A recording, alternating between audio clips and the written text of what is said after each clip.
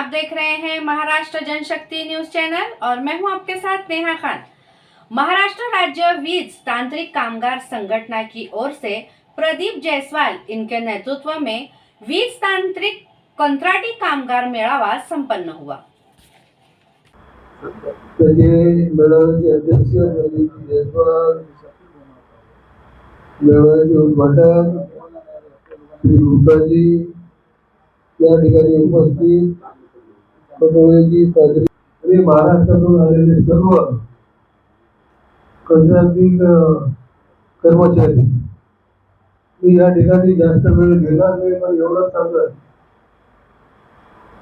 की अनेक ठिकाणी अनेक वर्षापासून जवळजवळ 30 वर्षापासून आपल्या कंत्राटी कामगारांना त्यांना जसं वेतन मिळालं पाहिजे, जसं सुविधा दुसऱ्या याच्या मिळते तशी सुविधा यांना सुद्धा मिळाल्या पाहिजे। तुम्ही चिंता करू नका, कारण की आता म्हणतात की तुम्ही भाषण करायला आले आणि 4 दिवसात आचारसंहिता लागली, आमचं काम कसं होईल? मी तुम्हाला या ठिकाणी सर्व कंत्राटी कामगारांना मी विनंती करतो, घाबरायचं काही कारण नाही, कारण की महाराष्ट्राचे लोकप्रिय मुख्यमंत्री एकही काम कधी उठलं थांबत नाही आणि तुमचंही काम 100% किती वेळ लागला तुम्ही चिंता करू नका। या इलेक्शन संपल्याबरोबर तुमचं काम ताबडतोब करून देण्याचा मी 100% आपल्याला जाऊन की काम करत असताना मी पाहिलं, मलाही 40 वर्ष या क्षेत्रात गेले, पण तुम्हाला सांगतो सीएम साहेबांसारखं काम कोणाचं नाही, कारण सीएम साहेब काम करत असताना कुठे जात धर्म वगैरे काही बघत नाही। कारण की आपण पाहिलं 13 वर्षापूर्वी उद्योगपतींची बौद्ध समाजांच्या उद्योगपतींची जी होती ती बंद झाली होती, एका अर्ध्या तासामध्ये त्यांनी चालू करून दिली आणि आपल्या मतदारसंघामुळं अख्ख्या महाराष्ट्राला त्याचा माहिती होती। आपले सरचिटणीस साहेब या कार्यक्रमासाठी उपस्थित असलेले, म्हणजे संघटना जरी वेगवेगळे असले, त्यांनी क्लिअर केलं का मी कंत्राटी म्हणून कंत्राटी कामगारांच्या हितासाठी सोबत आहोत। इंटकचे म्हणून कार्याध्यक्ष आहेत आणि आपल्या या कंत्राटी कामगाराचे उपाध्यक्ष अख्तर अली साहेब, या दोघांचा संगम असा आहे। अख्तर अली साहेबांची लेखणी आणि साहेबांचा अनुभव, या दोघांमुळं जे काही कामकाज होतं आपण ते पाहतो आणि हे जोडगळी आपल्याला कंत्राटी कामगाराच्या हितासाठी मिळाली, हे खरंच कंत्राटी कामगाराचं आपण भाग्य समजू। डॉक्टर सर्जेराव जिगे इनके नेतृत्व में मराठवाड़ा साहित्य परिषद कार्यकारी मंडल 2024 इलेक्शन की बैठक ली गई। उभे माझ्या नेतृत्वाखाली आहे मी सर्जेराव जिगे, पॅनल प्रमुख, त्याचबरोबर मोहन सौंदर्य माझ्या बाजूला बसलेले आहेत। हे आमचे एक उमेदवार आहेत, शिवाजी हुसे आहेत, डॉक्टर शिवाजी हुसे हे एक उमेदवार आहेत। खरं म्हणजे आमच्या उमेदवाराचं एक वैशिष्ट्य असे आहे की वेगवेगळे हे याच्यातली उमेदवार प्रत्येक जण आपापल्या परीनं साहित्य क्षेत्राशी संबंधित आहेत, वेगवेगळी चळवळी चालवणारी, साहित्यातली चळवळी आठवडीत चालवणारे ही मंडळी आहे। आंबेडकर साहित्य चळवळ चालवणारे मोहन सौंदर्य आहेत, तिफनची एक चळवळ चालवणारे शिवाजी हुसे आहेत, इथं एक अशोक शोगन इथं बसलेले आहेत, एक चांगले कवी आहेत, पलीकडे सुनील डोके आहेत, त्यांना नुकताच एक पुरस्कार मिळालेला आहे, चांगली कवी ते आहे।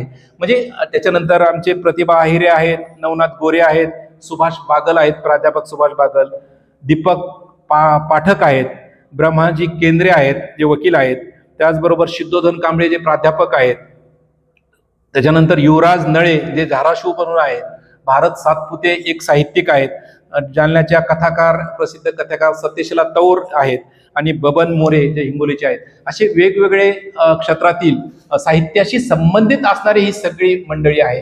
ही आमच्या एक जमेची बाजू आहे, याच्यात बिगर साहित्यिक असा उमेदवार आमच्याकडे नाहीये। सर्वात प्रथम मी मतदारांना एक असं आवाहन करतो की ही निवडणूक आहे, आणि लोकशाहीमध्ये आपण वावरतो आहोत. निवडणूक ही लोकशाही पद्धतीने व्हावं. कोणीही कोऱ्या मतपत्रिकेचा आग्रह धरतात. अनेक जण कोऱ्या मतपत्रिका आमच्याकडे द्या.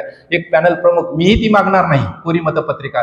कोऱ्या मतपत्रिका कोणीही देऊ नये असा मी मतदारांना आवाहन करतो.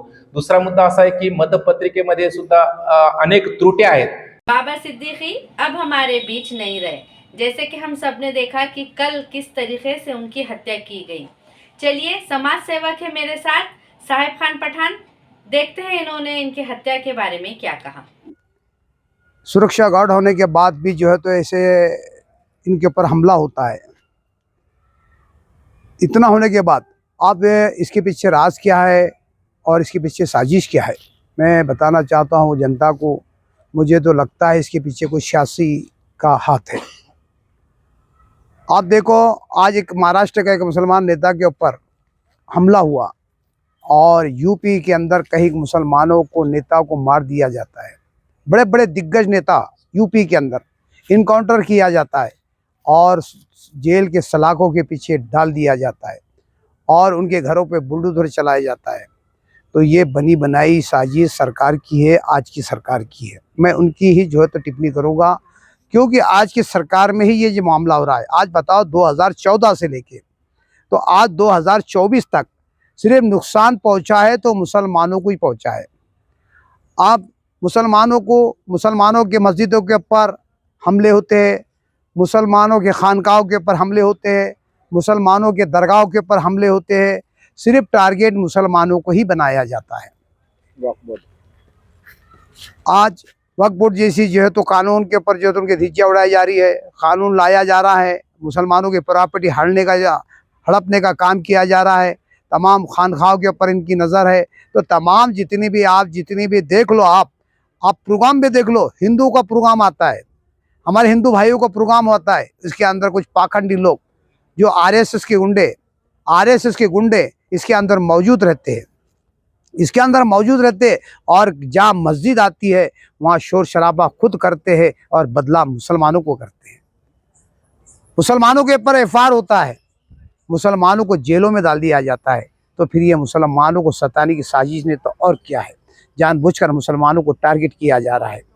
तो ऐसी सरकार का हम निंदा करते हैं। बड़ी अफसोसनाक बात है, एक पंतप्रधान देश का होने के बाद एक तरफा चलता है और एक कौम को लेकर चलता है। बड़ी शर्म की बात है हमारे देश के लिए। आज देख लो, अंग्रेजों के ज़माने के अंदर कोई मुसलमान इतने परेशान नहीं थे मुसलमान, लेकिन आज की सरकार के अंदर मुसलमानों के ऊपर हालात डाला जा रहा है, जानबूझकर मुसलमानों को साजिश बनाया जा रहा है। तो ये है सिर्फ सियासी पंटे मुसलमानों के नाम पर सियासत करना चाह रहे हैं। मुसलमानों के नाम पर, मुसलमानों के मस्जिदों के ऊपर, मुसलमानों के खानकाहों के ऊपर, मुसलमानों के दरगाहों के ऊपर, आज जितनी मुसलमानों के इतिहास चीज़ बनी हुई है उसके ऊपर सियासत आज की बीजेपी कर रही है। वरना आज बीजेपी अगर से विकास के नाम पर अगर से देखा जाए तो बीजेपी जीरो के अंदर आएंगी।